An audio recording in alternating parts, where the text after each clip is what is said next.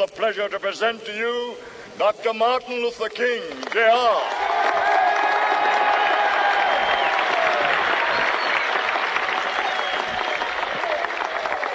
I am happy to join with you today in what will go down in history as the greatest demonstration for freedom in the history of our nation.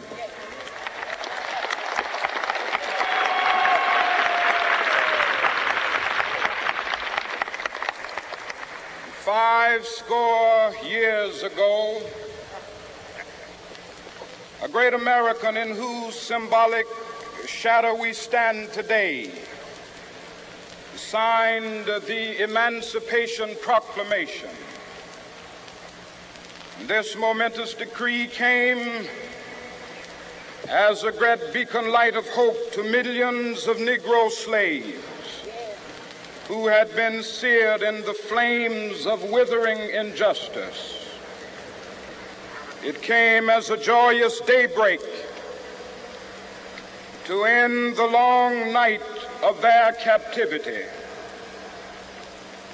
But 100 years later, the Negro still is not free. 100 years later, the life of the Negro is still sadly crippled by the manacles of segregation and the chains of discrimination. 100 years later, the Negro lives on a lonely island of poverty in the midst of a vast ocean of material prosperity. 100 years later, the Negro is still languished in the corners of American society and finds himself in exile in his own land. And so we've come here today to dramatize a shameful condition. In a sense, we've come to our nation's capital to cash a check. When the architects of our republic wrote the magnificent words of the Constitution and the Declaration of Independence, they were signing a promissory note to which every American was to fall heir. This note was a promise that all men, yes, black men as well as white men, would be guaranteed the unalienable rights of life, liberty, and the pursuit of happiness. It is obvious today that America has defaulted on this promissory note insofar as her citizens of color are concerned. Instead of honoring this sacred obligation, America has given the Negro people a bad check, a check which has come back marked insufficient funds.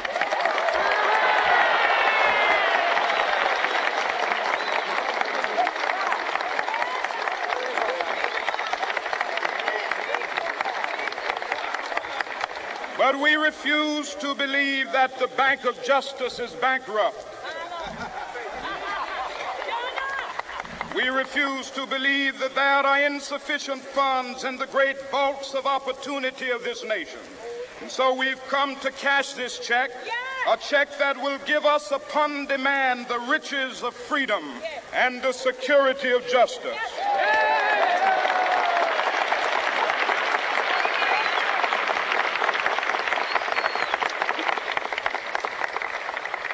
We have also come to this hallowed spot to remind America of the fierce urgency of now.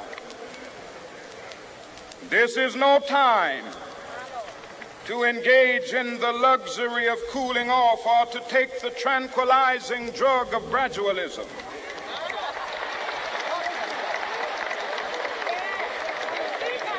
Now is the time to make real the promises of democracy.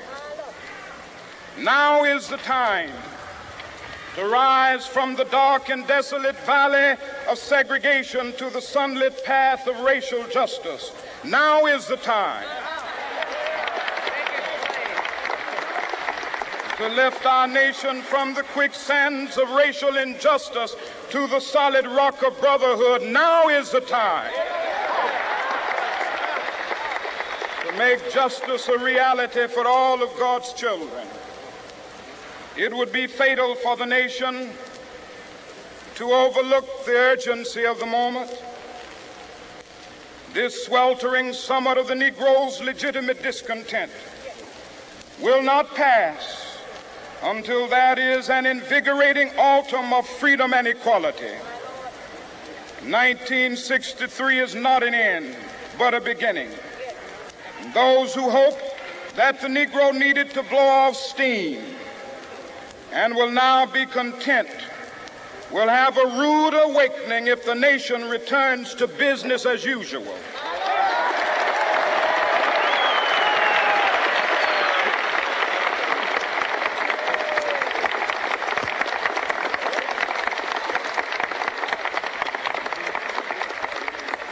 There will be neither rest nor tranquility in America until the Negro is granted his citizenship rights. The whirlwinds of revolt will continue to shake the foundations of our nation until the bright day of justice emerges. But that is something that I must say to my people who stand on the warm threshold which leads into the palace of justice. In the process of gaining our rightful place, we must not be guilty of wrongful deeds. Let us not seek to satisfy our thirst for freedom by drinking from the cup of bitterness and hatred.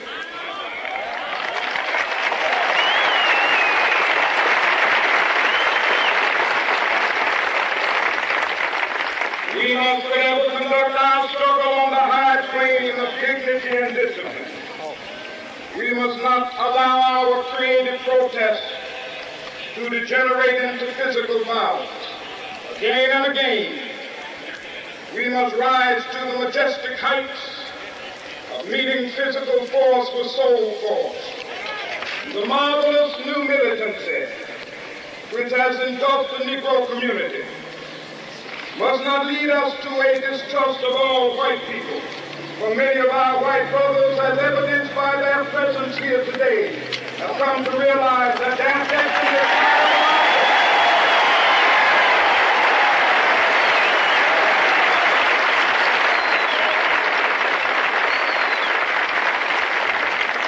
They have come to realize that their freedom is inextricably bound to our freedom. We cannot walk alone. As we walk, we must make the pledge that we shall always march ahead. We cannot turn back. There are those who are asking the devotees of civil rights, when will you be satisfied? We can never be satisfied as long as the Negro is the victim of the unspeakable horrors of police brutality. We can never be satisfied as long as our body is heavy with the fatigue of travel, cannot gain lodging in the motels of the highways and the hotels of the city.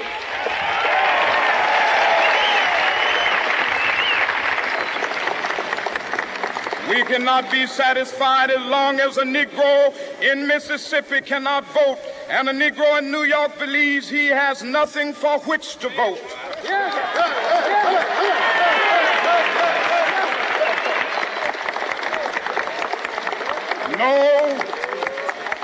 No, we are not satisfied, and we will not be satisfied until justice rolls down like waters and righteousness like a mighty stream.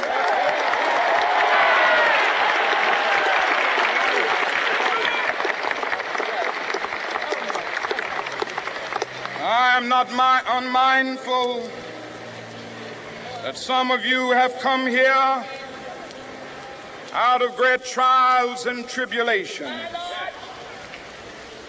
Some of you have come fresh from narrow jail cells. Some of you have come from areas where your quest for freedom left you battered by the storms of persecution and staggered by the winds of police brutality. You have been the veterans of creative suffering. Continue to work with the faith that unearned suffering is redemptive. Go back to Mississippi. Go back to Alabama. Go back to South Carolina. Go back to Georgia. Go back to Louisiana. Go back to the slums and ghettos of our northern cities, knowing that somehow this situation can and will be changed. Let us not wallow in the valley of despair. I say to you today, my friends,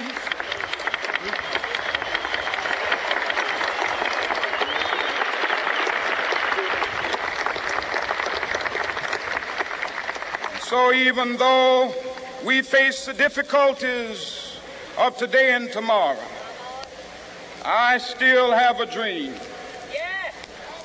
It is a dream deeply rooted in the American dream. I have a dream that one day this nation will rise up and live out the true meaning of its creed. We hold these truths to be self-evident, that all men are created equal.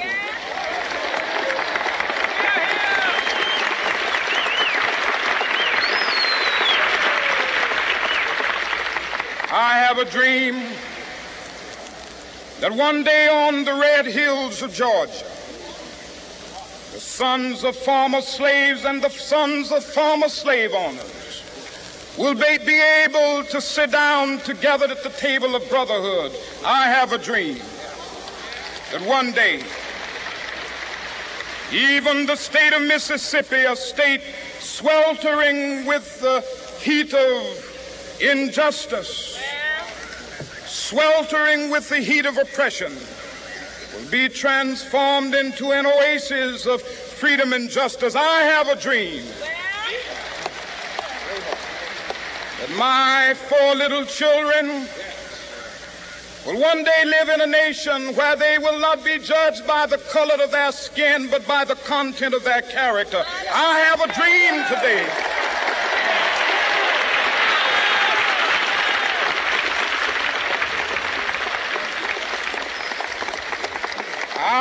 a dream that one day down in Alabama, with its vicious racists, with its governor having his lips dripping with the words of interposition and nullification, one day right there in Alabama, little black boys and black girls will be able to join hands with little white boys and white girls as sisters and brothers. I have a dream today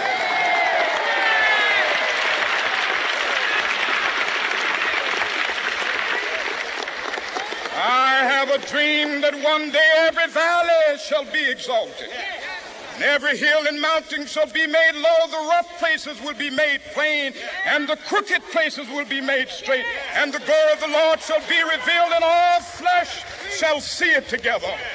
This is our hope. This is a faith that I go back to the South with. With this faith, we will be able to hew out of the mountain of despair a stone of hope.